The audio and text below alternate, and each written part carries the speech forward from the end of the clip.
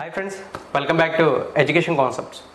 Friends, recently మనకి government sector నుంచి 10th class, intermediate ఇటువంటి క్వాలిఫికేషన్స్తో అప్లై చేసుకునే జాబ్స్కి నోటిఫికేషన్ రిలీజ్ అయింది. అయితే ఇవి మనకి సెంట్రల్ గవర్నమెంట్ జాబ్స్. చాలామంది సెంట్రల్ గవర్నమెంట్ జాబ్స్ అనగానే జాబ్ లొకేషన్ వేరే వేరే స్టేట్స్లో ఉంటుంది.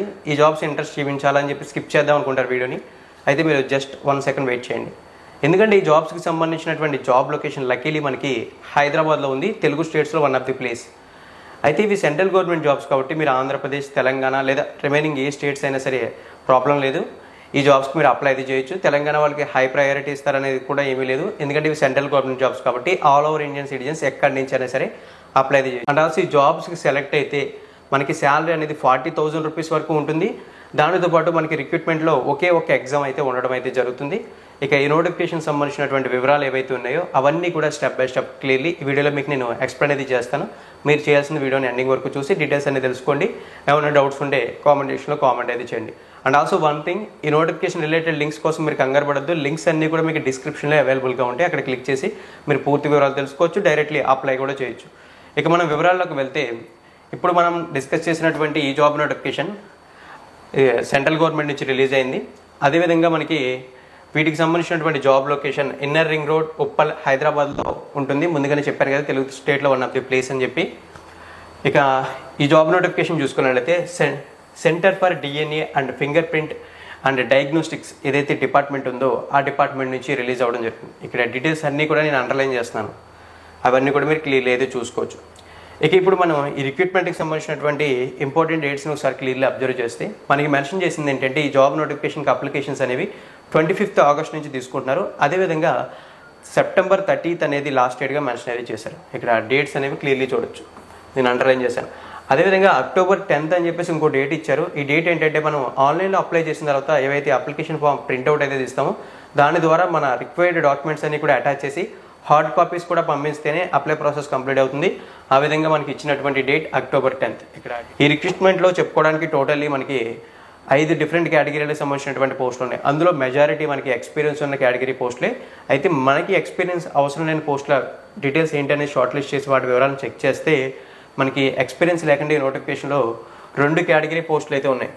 ఒకటి జూనియర్ అసిస్టెంట్, రెండోది చూసుకుంటే స్కిల్డ్ వర్క్ అసిస్టెంట్. ఈ విధంగా 2 కేటగిరీ పోస్టులకి మనకి ఎటువంటి ఎక్స్పీరియన్స్ అయితే లేదా అప్లై అయితే చేయడానికి.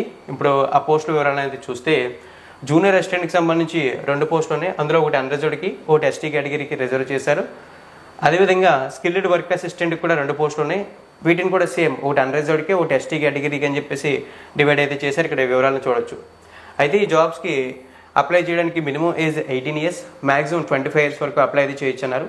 దానితో పాటు ఇవి సెంట్రల్ గవర్నమెంట్ జాబ్స్ కాబట్టి గవర్నమెంట్ ఆఫ్ ఇండియా రూల్స్ ప్రకారం రిజర్వ్డ్ కమ్యూనిటీస్కి ఏజ్ రిలాక్సేషన్స్ ఉంటాయి. ఆ విధంగా చూసుకుంటే ఈ నోటిఫికేషన్లో మనకి జూనియర్ అసిస్టెంట్లోని స్కిల్డ్ వర్క్ అసిస్టెంట్లో కూడా మనకి ఎస్టీ కేటగిరీకి రిజర్వ్ చేసిన ఒక పోస్ట్ ఉంది కాబట్టి జనరల్గా వాళ్ళకి 5 years ఆఫ్ ఏజ్ రిలాక్సేషన్ ఉండడం వల్ల ఎస్టీ కేటగిరీ రిజర్వ్ చేసిన పోస్టులకి రిజర్వ్డ్ కమ్యూనిటీస్ వాళ్ళు అప్లై చేస్తే వాళ్ళకి అప్ టు 30 years వరకు అప్లై చేసుకోవచ్చు. 5 years of age relaxation applicable అవుతుంది. కాబట్టి జూనియర్ అసిస్టెంట్ పోస్ట్ గురించి చెక్ చేసినట్లయితే, ఈ జూనియర్ అసిస్టెంట్ పోస్ట్ కనుక ఇఫ్ ఇన్ కేస్ మీరు సెలెక్ట్ అయితే మీకు సెంట్రల్ గవర్నమెంట్ లెవెల్ 2 ప్రకారం శాలరీ పే చేస్తుంది.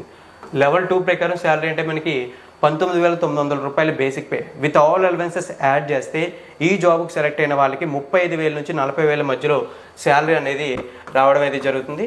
మనం చెక్ చేసుకోవచ్చు ప్రీవియస్లీ లెవెల్ 2 ప్రకారం శాలరీ అప్రాక్సిమేట్లీ వేరియేషన్స్ అన్నీ కూడా. ఇక ఈ జాబ్కి అప్లై చేయడానికి ఎడ్యుకేషన్ క్వాలిఫికేషన్ చూసుకుంటే మనకి ఇంటర్మీడియట్ అని మెన్షన్ అయితే చేశారు. ఇంటర్మీడియట్లో ఎంపీసీ, సిఈసీ అనే రెస్ట్రిక్షన్స్ లేవు, మీరు ఏ గ్రూప్తో అప్లై చేయొచ్చు. అలాగే ఇంటర్మీడియట్ ఈక్వల్ క్వాలిఫికేషన్ అండ్ డిప్లొమాతో కూడా మీరు అప్లై అయితే చేసుకోవచ్చు. అయితే ఈ జాబ్స్కి ఈ జూనియర్ అసిస్టెంట్ జాబ్స్కి టైపింగ్ స్కిల్స్ అయితే వచ్చి ఉండాలి, ఎందుకంటే టైపింగ్ టెస్ట్ కూడా ఉంటుంది. ఆ టైపింగ్ స్కిల్స్ అనేవి చూసుకున్నట్లయితే ఇంగ్లీష్లో అయితే 35 words per minute, హిందీలో అయితే 30 words per minute స్పీడ్లో టైప్ చేయాలని చెప్పి మెన్షన్ అయితే చేశారు. ఇక్కడ ఇప్పుడు మనం post number 2 skilled work assistant పోస్ట్లోకి వెళ్ళినట్లయితే, జాబ్ డీటెయిల్స్లోకి వెళ్ళినట్లయితే, ఈ స్కిల్డ్ వర్క్ అసిస్టెంట్ జాబ్ ఏదైతే ఉందో ఈ జాబ్కి సెలెక్ట్ అయితే సెంట్రల్ గవర్నమెంట్ లెవెల్ 1 ప్రకారం శాలరీ పే చేస్తుంది. లెవెల్ 1 ప్రకారం శాలరీ అంటే basic pay 18,000, with all allowances add చేస్తే మనకి అప్ టు 30,000 రూపీస్ వరకు, అంటే 30,000 రూపాయల వరకు శాలరీ అనేది రావడం అయితే జరుగుతుంది. ఇక ఈ జాబ్కి అప్లై చేయడానికి ఎడ్యుకేషన్ క్వాలిఫికేషన్స్ చూసుకుంటే matriculation or its equivalent qualification from recognised board or institute అని మెన్షన్ అయితే చేశారు. అంటే 10th క్లాస్ లేదా 10th క్లాస్ ఈక్వల్ క్వాలిఫికేషన్ ఏదైనా ఉంటే ఆ క్వాలిఫికేషన్తో మీరు ఈ జాబ్స్కి అప్లై అయితే చేయొచ్చు అని చెప్పి మెన్షన్ చేశారు.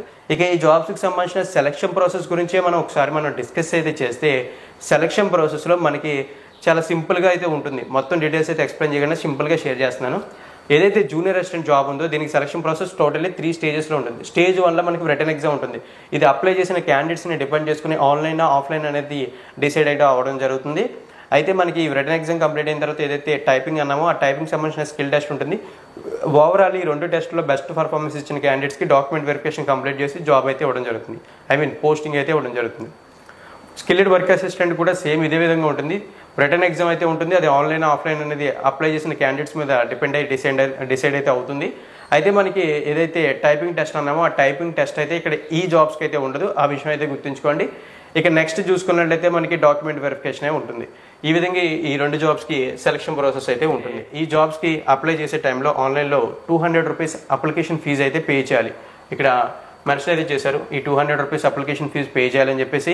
అయితే పే చేసిన క్యాండిడేట్స్ చూసుకుంటే unreserved candidates, OBC candidates and economical weaker section candidates pay చేయాలి. రిమైనింగ్ కేటగిరీ క్యాండిడేట్స్ ఎవరు కూడా పే చేయాల్సిన అవసరం లేదు. అంటే SC, ST and person with bench mark disability వాళ్ళు, అంటే వాళ్ళకి కేటాయించిన పోస్టులు అందులో ఉంటేనే వాళ్ళు పే చేయాల్సిన అవసరం లేదు. ఆ విధంగా చూసుకుంటే ఎస్టీ కేటగిరీ అభ్యర్థులు అప్లికేషన్ ఫీజు పే చేయకుండానే ఈ జాబ్స్కి అప్లై అయితే చేసుకోవచ్చు.